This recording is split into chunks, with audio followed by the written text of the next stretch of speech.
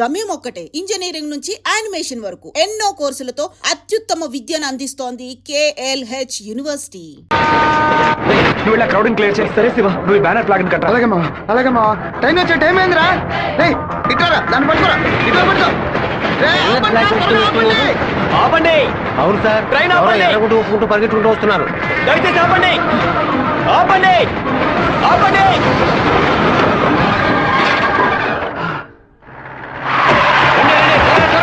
చేయండి. ఈ ఊరు వాళ్ళే ఉంటారు.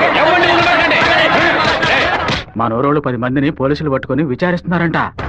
మన వాళ్ళు నోరు తెరిచి ఒక్క మాట కూడా మాట్లాడరు. చేస్తుంటారా లేదా మీ ఊరోళ్ళు చేస్తుంటారా? ఆ రోజు కలెక్టర్ ఆఫీసులో ఎగిరెగిరి పడ్డప్పుడే మీ ఎముకలు ఇరిచేసి ఉండాల్సింది. ఎవరు పెట్టారు, ఎవరు పెట్టమన్నారన్న నిజం చెప్పందే ప్రాణాలతో మీరు మీ ఊరికి పోయి సేర చెప్తారు. పులివెందుల నుంచి బొక్కరాయి సత్రం, ఉరవకొండ, కళ్యాణదుర్గంకి వెళ్ళి అన్ని బస్సులను ఎతకమని చెప్పండి. వేమల, వేంపల్లి, నందిమండలం దగ్గర మనుషుల నుంచో పెట్టి పులివెందులకు వచ్చే అన్ని బస్సులను వెతకమని చెప్పండి. ఇదంతా పాత రూట్ రా. తప్పు చేసిన వాడు తప్పించుకోవడం అనేది సెల్ ఫోన్ రాక ముందు. ఈ కాలంలో పక్కనే దాక్కు నుండి మ్యాటర్ తెలుసుకుని మనుషులుగా కలిసిపోవడం కొత్త స్టైల్. రైల్వే ట్రాక్ కి పడమట వైపు వెళ్ళారంటే వాళ్ళు ఖచ్చితంగా మామిడితో వైపు వెళ్ళి ఉండాలి. వాళ్ళని పోలీసు వాళ్ళు జల్లెడేసి మరీ వెతుకుతున్నారు శివ. పోలీసులకు బాంబులో ఎన్ని కిలోల మందు ఉంది, ఎన్ని మీటర్ల తీరుంది, ఎంత సౌండ్ తో పేలింది, నాటు బాంబా, ల్యాండ్ మైనా, టైం బాంబా, మొబైల్ బాంబా, దూరం నుంచి విసిరిస్తారా, దగ్గర నుంచి అంటించారని కనిపెట్టేలోగా సాయంత్రం అవుద్ది. వాళ్ళు ఎస్కేప్ అయ్యేలోగా మనం ఎలాగైనా కనిపెట్టాలరా.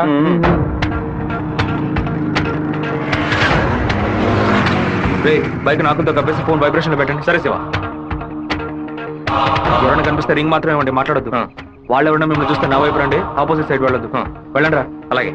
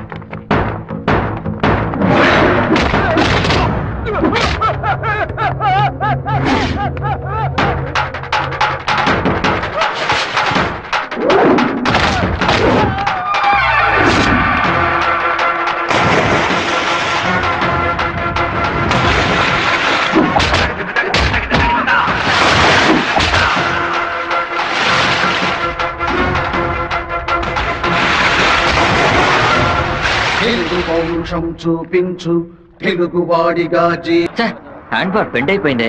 వెంటనే తీసేస్తాను. అలవాటు ఇంకా వీడు మారిపోలేదా?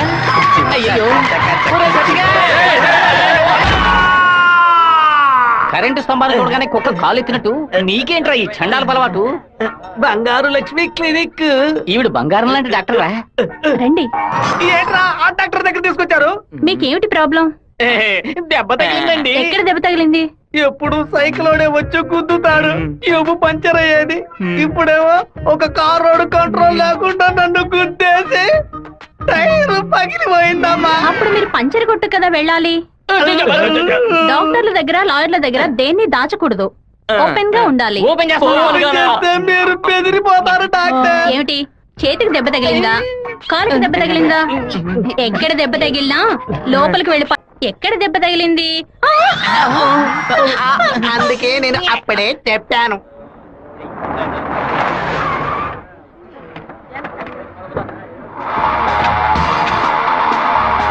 రండి సార్, ఏం కావాలి సార్? ఎవరా నువ్వు? ఇక్కడ పనిచేస్తున్నాను సార్. తనోడివా?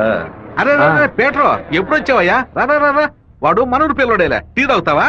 తెమ్మను. రే మణే, ఏయ్ వాడిని తెమ్మను. ఎందుకు పని వడ్డేస్తాడయ్యా? ఒరే మణే, ఇక్కడ వర్కర్వే కదరా నువ్వు, వెళితే. అయ్యా మా బంధువుల పిల్లోడు. నేనే వెళ్ళి తీసుకొస్తాను. ఏంటయ్యా ఆఫీసులోకి రాగానే అడ్డమైన వాడు ప్రశ్నలు అడుగుతున్నాడు. వాడు కొత్తగా వచ్చిన పిల్లకాయ, నువ్వు ఎవరైనా దొరికింది జాగ్రత్త, మాతో పెట్టుకోవద్దని చెప్పు. అన్న ఇదిగోన టీ. ఒక టీ తేడానికి ఎంతసేపేట్రా? టీయరా ఇది? నీచంగా ఉంది. ఏయ్! మంచి టీ తీసుకురావడం తెలియదురా నీకు? అవునన్నా, టీలో వేడి లేదు, పొగరు లేదు. ఏమన్నా? అదే టీలో వేడి లేదు, షుగరు లేదన్నాను. ముందు మంచి టీ తీసుకురావడం నేర్చుకో. పని తీరా. ఏమైందిరా బావ నీకు? ఎందుకు వాళ్ళని వదిలేసావు చెప్పు. రే పోనీరా, టీతో మోంగడుకుంటే మంచి కలర్ వస్తారు. ఇప్పుడు నాకు ఛాన్స్ దొరికింది. అని ఒక మాట చెప్పరా, కత్తితో ఒక పోటు పడిచి దాని మీద బట్టి పోసి రే, వస్తాను. మనం ఏమైనా హీరోస్ చూపించడానికి వచ్చావా? కొద్ది రోజులైనా సైలెంట్ గా ఉండి పని నేర్చుకుందాం, నిన్ను పాటలు పడుతుంటే నువ్వు అనవసరంగా సమస్యలు ఎరిగించాలో ఉన్నావే. ఇంత ఓపిక నీకు ఎక్కడి నుంచి వచ్చిందిరా బావా? వచ్చిన కూడా నువ్వు వదిలేసి పక్కకు తప్పుకునే బొస్తే పట్టరా మంది. రే ఊరుకో, ఫోన్ కొట్రా, కొట్రా పోను. ఎందుకు రా నన్ను కొట్టా? నువ్వేగా కొట్రా అన్ను, అందుకే ఒకటి పీకాను. ఏంట్రా కాలేజీలోకి వెళ్తున్నారు? ఎవరా వాళ్ళు? ఓబుల్రెడ్డి మనిషి ఈ కాలేజీలో క్యాంటీన్ నడుపుతున్నాడు. వాడు ఈ కాలేజీలో చదువుకున్న ఓల్డ్ స్టూడెంట్. కూల్ డ్రింక్ అడిగితే కూలింగ్ లేకుండా ఇస్తారంటే. రేయ్, ఏంట్రా సౌండ్ లేదు? కూల్ డ్రింక్ కూల్ గా లేదని గొడవ పడుతున్నాడు. కూల్ గా లేకపోతే కాఫీ వేడిగా ఉండదు, సాంబార్లో ఉప్పు ఎక్కువ ఉంటది, చట్నీ పులుపుగా ఉంటదిరా. లేదంటే ప్రిన్సిపల్ తో చెప్పి నీ ఉద్యోగం ఏంట్రా లుక్ చేస్తున్నావ్? వెంకటేశ్వర కాలేజ్ దిగండి.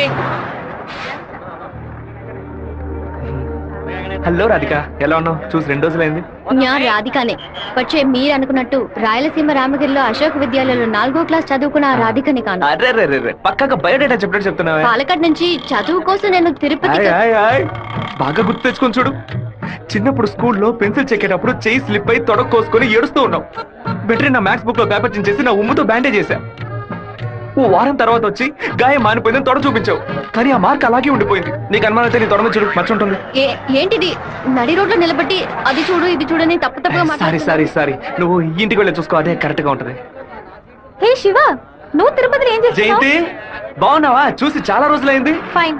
ఏ రాధిక, నువ్వు ఇంకా శివతో టచ్ లోనే ఉన్నావా? పెన్ ఫ్రెండ్సా, మెయిల్ ఫ్రెండ్సా, లేక ఫోన్ లో టచ్ లో ఉన్నారా? అయ్యో, వీడెవడో కూడా నాకు తెలీదు. శివ తెలీదా నీకు? మన స్కూల్ ఎస్పీఎల్ బ్లేడు, పేపర్, తొడ ఉమ్మితో మందేశాడే, మర్చిపోయావా? ఇదే నేను ఎప్పటి నుంచో చెప్తున్నాను, కానీ తనేమో సొంత ఊరు పాలకాడు, నాన్న పేరు ఓమర్గుట్ట, అమ్మ పేరు ఓమర్గుట్టి అని మలయాళంలో ఏదేదో సంసారిస్తోంది. 10 రోజులు నీ ఎన్ఎస్ఎస్ క్యాంప్ కి వెళ్ళొచ్చే లోపల నువ్వు మలయాళిగా మారిపోయావా? మంజు మలయాళి. మాకు బోర్ కొట్టినప్పుడల్లా మలయాళంలో మాట్లాడుకుంటాం. ఆపుతావా నీ బయోగ్రఫీ? జయంతి, నీ ఫోన్ నెంబర్ ఏంటి? 9950887461. రాధికాది ఒక నంబరే డిఫరెంట్, 87462. నా నంబర్ ఎందుకు ఇచ్చావు?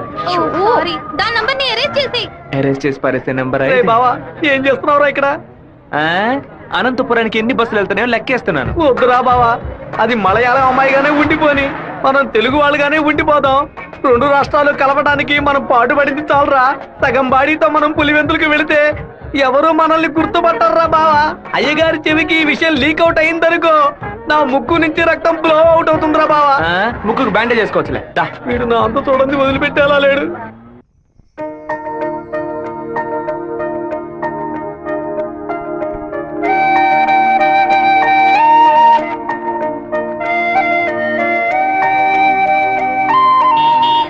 మావా, మా అందరికి బ్రాందీ కొనిపెట్టి నువ్వు మాత్రం బీరు తాగుతావేంట్రా?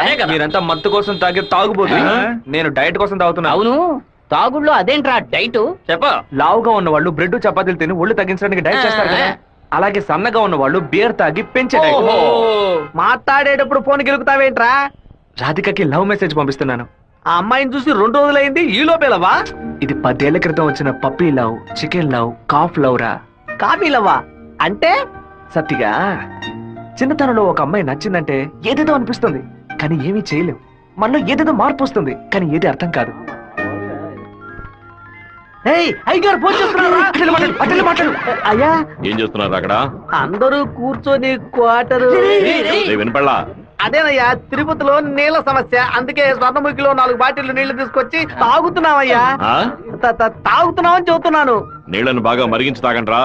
అవునయ్యా, ఇక్కడ కొంతమంది బాగా మరిగించి హాట్ వాటర్ లా తాగుతున్నారయ్యా, కొంతమంది ఫ్రిడ్జ్ లో పెట్టి సలసల్లగా తాగుతున్నారు. అది సరే, మా వాడు శివేం చేస్తున్నాడు? సలసల్లగా తాగుతున్నారయ్యా. తాగేటప్పుడు కూడా డైట్ మెయింటైన్ చేస్తున్నారయ్యా. ఎందుకు డైట్? ఒళ్ళుని పెంచుకోవడానికి కొన్ని మందులు తీసుకుంటున్నారయ్యా. అలాగా?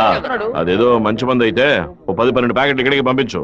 మీ అమ్మగారు కూడా ఇద్దాం. అది ప్యాకెట్ లో రాదయ్యా, బాటిల్లోనే వస్తుంది. కొరియర్ లో పంపిస్తే కింద కొలకపోస్తారు. నేను వచ్చేటప్పుడు 4 బాటిల్లు తీసుకొస్తానయ్యా. సరే, ఫోన్ అవుతారు శివకి. ఫోన్ లో కంపేమన్నా తెలుస్తుందట్రా? చెప్పండి అన్న. ఇక్కడ నీ పాస్పోర్ట్ రెడీగా ఉంది. నీకు వీలున్నప్పుడు వచ్చి పోస్ట్ ఆఫీస్ నుంచి తీసుకెళ్ళు. అలాగే నాన్న. జయంతి, నిన్న నైట్ ఒక పిక్చర్ మెసేజ్ పంపించాను కదా, అది శివకి పంపించావు. అవును, ఎందుకే పంపించావు? ఐ లైక్ యూ అని వాడు టైప్ చేసి మళ్ళీ నాకే పంపించాడు. చూడు. సరే, తొడ మీద మచ్చ ఉందని చెప్పాడే, దాన్ని చూసావా? చూశాను. ఎందుకు చూసావు? నా తొడ నా గాయం. నీ తొడేనమ్మా. ఇంతకు ముందు ఎన్నిసార్లు చూసుకున్నావు? ఎప్పుడైనా ఒకసారి చూసుకుంటా. వాడు చెప్పగానే చూడాలనిపించిందిగా. ఇలాగే మొదలవుతుంది. 100 సార్లు అద్దంలో చూసుకుంటాం. అప్పుడంతా మన మొహాన్ని సరిగ్గా చూసుకోం. రోడ్డున పోయే ఒకడు నువ్వు చాలా అందంగా ఉన్నావని చెప్తే చాలు. పువ్వులు పెట్టుకునేటప్పుడు, బొట్టు పెట్టుకునేటప్పుడు, తల దూకునేటప్పుడు కూడా ఎప్పుడు మొహం అందంగా ఉందా లేదా అని చూసుకుంటాం. ఏదో లోకంలో ఉండి వాడే లోకం అనుకుని చెప్పాలనిపిస్తుంది. అందులో ప్రాబ్లము. ఆ తర్వాత సైనైడ్, సూసైడ్ అని అమ్మాయిల జీవితం మొత్తం టెన్షనే. ఆపుతావా? శాపాలు పెట్టకు. కాలేజ్ వచ్చింది. హాయ్ రాధిక, ఎలా ఉన్నావు? మీకేం కావాలి? ఇలా ఉన్న పడంగా అడిగేస్తే ఎలా? ఏం చేయండి చెప్పేనా? అనవసరంగా నిన్న రాత్రి నాకు తప్పుగా మెసేజ్ పంపించారు. ఎవరిని అడిగి పంపించారు? నా నంబర్ సేవ్ చేసుకోవడానికి మీకు ఎవరు పర్మిషన్ ఇచ్చారు? ఎవరిని పర్మిషన్ అడగాలి? హెచ్ఓడినా, ప్రొఫెసర్నా, మీ నాన్న, అమ్మనా? మీ నాన్న ఎక్కడున్నారు? తిరుపతిలోనా, వెంపల్లోనా? Give me your father's number. Yeah. అనవసరంగా వాళ్ళ నాన్న పేరు ఎందుకు ఎత్తావు? నేనేమో ఆయన గురించి బ్యాడ్ గా మాట్లాడానా? ఏమైంది ఇప్పుడు? వాళ్ళ నాన్నగారు ఇప్పుడు లేరు. తన స్కూల్లో చదువుతున్నప్పుడే ఆయన చనిపోయారు. వాళ్ళ నాన్న గుర్తుకు రాకూడదని వాళ్ళ మావయ్య ఇంట్లో ఉంచి చదివిస్తున్నారు. నేను సారీ చెప్తాను గానీ నువ్వు నా లవ్ మ్యాటర్ కొంచెం చెప్పి కన్విన్స్ చేయొచ్చు కదా. ఇలా చూడు, నువ్వు నా ఫ్రెండ్వే, తను నా ఫ్రెండే. నువ్వు ప్రేమించమని కన్విన్స్ చేయమంటున్నావు, తను ప్రేమించొద్దని కన్విన్స్ చేయమంటుంది. నేనేం చేయలేను బాబు, నువ్వే వెళ్ళి మాట్లాడుకో. సరే, నేనే మాట్లాడుకుంటాను కానీ నువ్వు నాకు ఒకే ఒక హెల్ప్ మాత్రం చేయి. ఇవాళ 6 గంటల గీతాంజలి రెస్టారెంట్ లో వెయిట్ చేస్తూ ఉంటాను. తను 10 నిమిషాలు రమ్మని చెప్పు. ఆ తర్వాత తను డిస్టర్బ్ చేయను. సరే.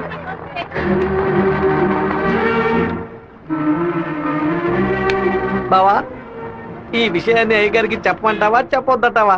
గుంట నక్క పనులు చేస్తే ఏదో చంపేస్తాను. ఒక కుటుంబంలో నాన్న హార్ష్ గా ఉంటే కొడుకు సాఫ్ట్ గా ఉంటాడు, కొడుకు హార్ష్ గా ఉంటే నాన్న సాఫ్ట్ గా ఉంటాడు. మీరిద్దరూ రప్పంట. మీ ఇద్దరి మధ్య నేను ఇరుక్కుని తిరగల్లో గోధుమలాగా నలిగిపోతున్నాను. ఓ పంచే, 7 కొండలు ఎక్కు. వెంకటేశ్వర స్వామి దర్శించుకో. కింద అంతా సరైపోద్ది. వీడే దోసి నా దోస్తాడు. వాడు పిలవగానే ఎందుకే నేను రెస్టారెంట్కి వెళ్ళాలి? వాడు లవ్ చేయమని ఎలా నీ వెంటపడి తిరుగుతున్నాడు, అదే విధంగా లవ్ చెయ్యొద్దని నువ్వు కూడా కొంచెం తిరగాలి. కొంచెం బుర్రకెక్కేలా చెప్తావా? ఎప్పుడు వద్దనే మాట మొహం మీద చెప్పినా అంత తేలిగ్గా వదిలిపెట్టరు. వాళ్ళకి అర్థమయ్యే విధంగా మన ప్రాబ్లం ని చెప్తే ఒప్పుకుంటారు.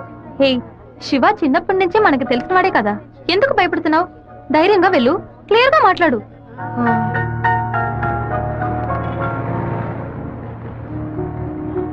రండి సార్, రండి. లోపలికి రా. లోపలికి వచ్చండి. ఎందుకు ఇలా టెన్షన్ అవుతున్నావు? కొంచెం నార్మల్ గా ఉండు. మీ నాన్న గురించి మాట్లాడేందుకు సారీ. ఎందుకు ఇక్కడికి రమ్మన్నారు? ఏం మాట్లాడాలి?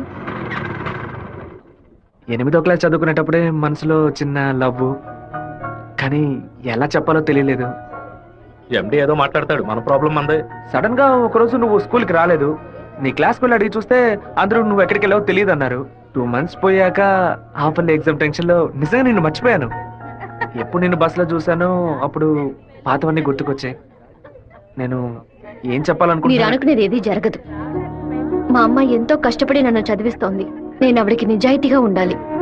ప్రేమ పేరుతో బైక్ లో తిరగటం, సినిమాలకు వెళ్ళడం, పార్కుల చుట్టూ, రెస్టారెంట్ల చుట్టూ తిరగడం నాకు అస్సలు నచ్చదు. నేను అలాంటి అమ్మాయిని కాను. నెక్స్ట్ వీక్ మీట్ అవుదాం, సరేనా? Okay okay. నేను చెప్పింది మీకు అర్థమైంది అనుకుంటాను. సెట్ పూరి. దయచేసి నా బాధను అర్థం చేసుకోండి. ఇంకా హలో, నీకేమైనా బుద్ధుందా? లోపల మనుషులుంటే ఎగేసుకొని తెరిచి పడి చూస్తున్నా. మామయ్య, అది నేను మామయ్య.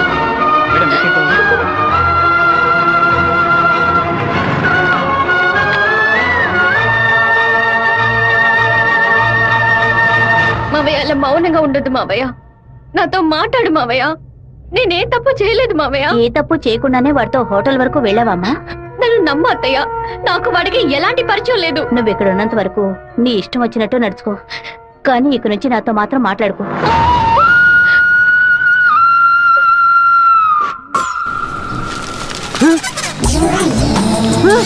தெய்வீகமான திருச்சி டவுனுக்குள்ள இப்படி டவுசர் சட்டையோட அலையிறானுல இந்த கேக்குறேன். ஆத்துருமுக்குள்ள குளிச்சு புட்டு மாத்து துணி கூட மாத்தாம எங்க போயிட்டு இருக்கீங்க?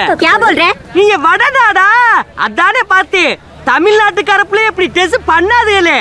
ஏமா இப்படிக்கான டெஸ் போட்டுக்கிட்டு எங்க ஊரு பிள்ளைய மனச மாத்துறீங்க? Don't talk too much. திருமச்சாவும் பேசுவேன். தொடதறியிறாப்லையும் கடதறியிறாப்லையும் அறையும் முறையுமா டெஸ் போட்டு வந்தா ஆம்பளை நிலைமை என்னமாகிறது? என்னடா பண்ணுகிட்ட வம்பு பண்ற?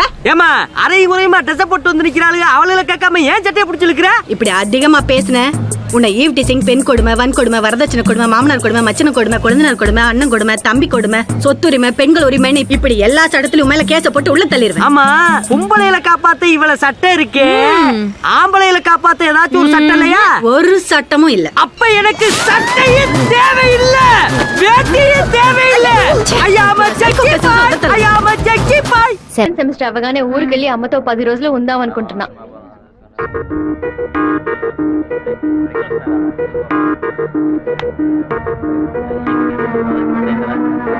నీకు అసలు కనికరమే లేదా? ఎందుకు నా వెంటబడి టార్చర్ పెడుతున్నావు? మావయ్య నన్ను అసలు ఎంత అసహ్యంగా చూశాడో. ఇన్ని రోజులు కన్న తల్లిలా చూసుకున్న నా అత్తయ్య నాతో మాట్లాడనుంది. ఇంకా నేను నిన్ను బాధపడడానికి రాలేదు, ఇంకెప్పుడు నీ వెంట పడనని చెప్పడానికే వచ్చాను. ఆ రోజు నేను బస్సులో చూసి నువ్వు రాధికవేనా అని అడిగినప్పుడు నువ్వు శివవే కదా, నువ్వు మామూలుగా అడుగుంటే నా పాటికి ఒక బాయ్ చెప్పి నేను వెళ్ళిపోయి ఉండేవాడిని. నువ్వు కాదు కాదు అంటూ నాకు అవును అన్నట్టు అనిపించింది.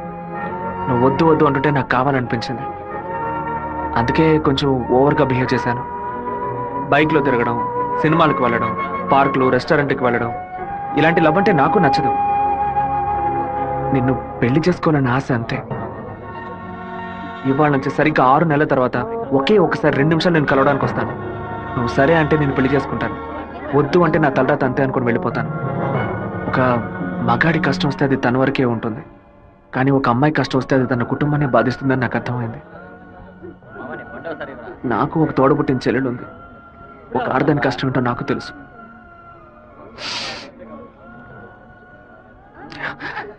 నిన్ను రెస్టారెంట్ కంపల్ చేసి పిలవడం నా తప్పే, క్షమించు. మనసే మరిగిపోయే మౌనం కరిగిపోయే ఏదో జరిగిపోయే నాలో మదనమాయే ఒకే ఒక అనుమతి కోసం వేచేను నా హృదయం, ఒకే ఒక హృదయం కోసం వేగెను నా మౌనం, ఒకే ఒక క్షణమే అయినా నీ కోసమే బ్రతికిన చాలు. నా గుండెలో నీవే ఉండి జీవించడే వరమే. ఏదో ఏదో వేదనలో నా గుండె రగిలేనులే, ఏదో ఏదో కావాలి అను ఆరాటమాయేనులే. మనసే మరిగిపోయే మౌనం కరిగిపోయే.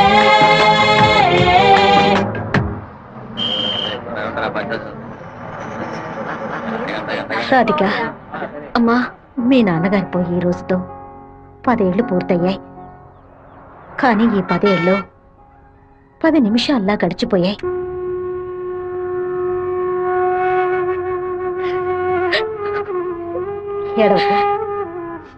ఏడవకూడదు.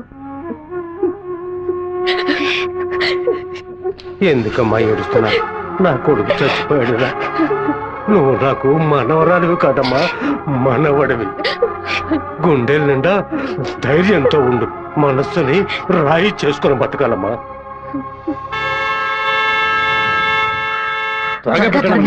ఈ బస్సు మిస్ చేసి మళ్ళీ 1:30 బస్కి వెళ్ళాలి.